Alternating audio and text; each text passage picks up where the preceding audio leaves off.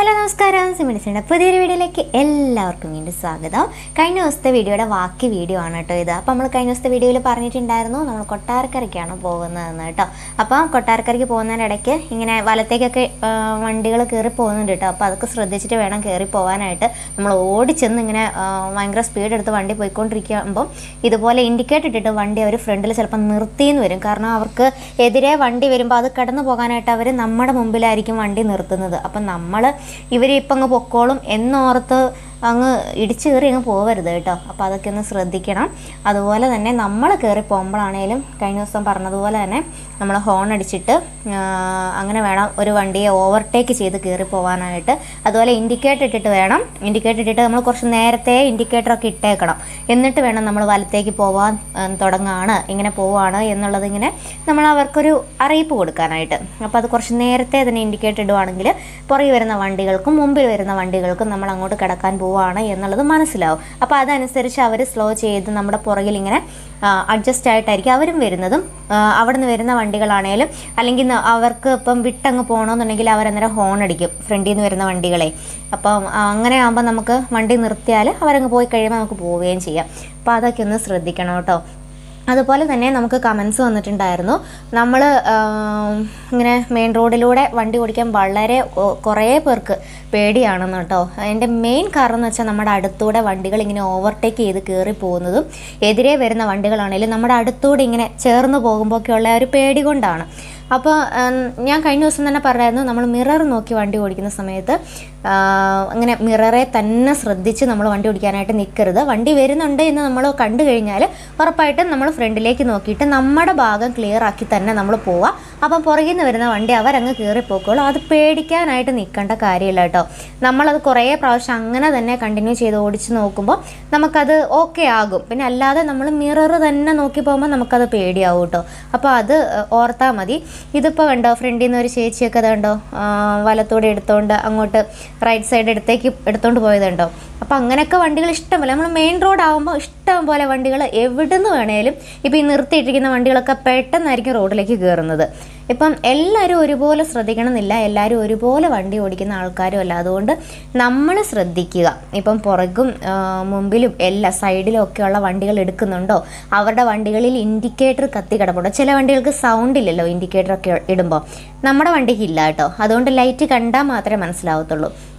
ഇപ്പോൾ പോയ ചേട്ടൻ കണ്ടോ, ഞങ്ങൾ വീഡിയോ എടുക്കുന്നത് കണ്ടിട്ട് ആ ചേട്ടൻ ഇങ്ങനെ കൈയൊക്കെ കടിച്ചു വെച്ച് പോയി കേട്ടോ. അങ്ങനെ കുറേ പേരങ്ങനെ പറയുന്നുണ്ട്, വീഡിയോ എടുക്കുവാണോ എന്നൊക്കെ ഇങ്ങനെ ചോദിച്ചിട്ട് പോയ ആൾക്കാരുണ്ട് ഞങ്ങൾ വീഡിയോ എടുക്കുന്ന കണ്ടോണ്ട് കേട്ടോ. കുറേ പേർക്ക് ചിലവർ നോക്കും എന്താ ഇങ്ങനെ വീഡിയോ ഒക്കെ എടുക്കുന്നതെന്ന്. സത്യം പറഞ്ഞാൽ ആദ്യമൊക്കെ എനിക്കിങ്ങനെ വീഡിയോ എടുക്കാൻ ചമ്മലായിരുന്നു. ഇപ്പം പക്ഷേ സത്യം പറഞ്ഞാൽ അങ്ങനെ പേടി അങ്ങനെ ചമ്മലോ അങ്ങനെയൊന്നുമില്ല. പക്ഷെ നമ്മൾ വീഡിയോ എടുക്കുമ്പോൾ ശ്രദ്ധിക്കണം. പുറകിൽ നിന്ന് വലിയ വണ്ടികളൊക്കെ വരുമ്പോൾ കൈയൊന്നും ഒരുപാട് അങ്ങോട്ട് പിടിച്ചുകൊണ്ടൊന്നും വീഡിയോ എടുക്കാൻ പറ്റത്തില്ല. അപ്പോൾ അതൊക്കെ പിന്നെ അപ്പോൾ നമ്മൾ പറഞ്ഞു തന്നെന്താ, ഇതിനകത്ത് മെയിൻ റോഡിലൂടെ ഓടിക്കുമ്പോൾ പേടി അത് നമ്മൾ ഓടിച്ച് തന്നെ മാറത്തുള്ളൂ. അത് നമ്മൾ പേടിയാണെന്ന് പറഞ്ഞുകൊണ്ട് നമ്മൾ പോവാതിരുന്ന് കഴിഞ്ഞാൽ കാര്യം നടക്കില്ല. പക്ഷേ സുഖമാണ് കേട്ടോ ഓടിക്കാൻ. കാരണം വീതിയുള്ള റോഡല്ലേ, നമുക്ക് ഇഷ്ടംപോലെ സ്പേസ് ഉണ്ട്. നമ്മൾ വിചാരിക്കും നമ്മുടെ സൈഡിൽ കൂടെ ആണോ ഇപ്പോൾ ആ വരുന്ന KSRTC ഒക്കെ കണ്ടോ, അത് നമ്മുടെ സൈഡിലേക്ക് കയറി വരുമോ എന്നൊക്കെ നമ്മൾ വിചാരിക്കും. പക്ഷേ ഇല്ല കേട്ടോ, ഒത്തിരി സ്ഥലം എന്നിട്ടും ബാക്കി കാണും. നമുക്ക് പോകാൻ ഇഷ്ടംപോലെ സ്പേസ് ഉണ്ട്. അപ്പോൾ അതുകൊണ്ട് മെയിൻ റോഡിലൂടെ ഓടിക്കാൻ ശരിക്കും പറഞ്ഞാൽ പേടിക്കണ്ട, വീതിയുള്ള റോഡാണ്. പിന്നെ നമ്മൾ സിഗ്നലുകളും ഇങ്ങനെ വണ്ടികളൊക്കെ ഇങ്ങനെ പെട്ടെന്ന് നിർത്തുമ്പോൾ നമ്മൾ ഓവർ സ്പീഡിൽ ഇങ്ങനെ വരരുത്. പെട്ടെന്ന് വണ്ടി നിർത്താനായിട്ട് നമുക്ക് ബുദ്ധിമുട്ടുണ്ടാവും. അപ്പോൾ അതൊക്കെ ഒന്ന് ശ്രദ്ധിച്ചിരുന്നാൽ മതി. അതൊക്കെ ശ്രദ്ധിച്ച് നമ്മൾ നിർത്തേണ്ടി വരും. എപ്പോൾ വേണേലും ട്രാഫിക് ഇതുപോലെ ഉണ്ടാകാൻ ചാൻസ് ഉണ്ട് എന്ന് വിചാരിച്ച് തന്നെ വേണം നമ്മൾ പോകാനായിട്ട്.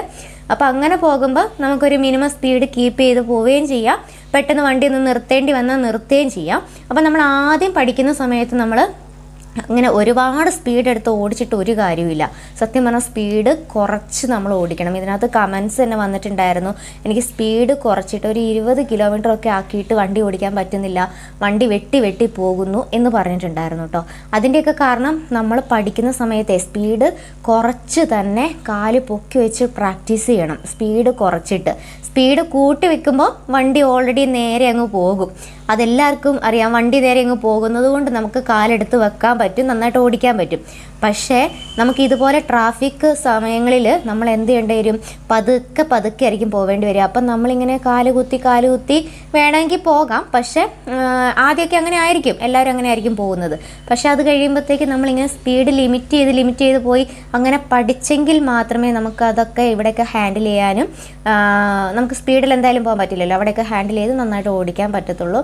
അതുപോലെ തന്നെ ചോദിച്ചിട്ടുണ്ടായിരുന്നു വളവുകളിൽ നമ്മൾ ആക്സിലേറ്റർ കുറയ്ക്കണമെന്ന്. തീർച്ചയായിട്ടും കുറയ്ക്കണം കേട്ടോ.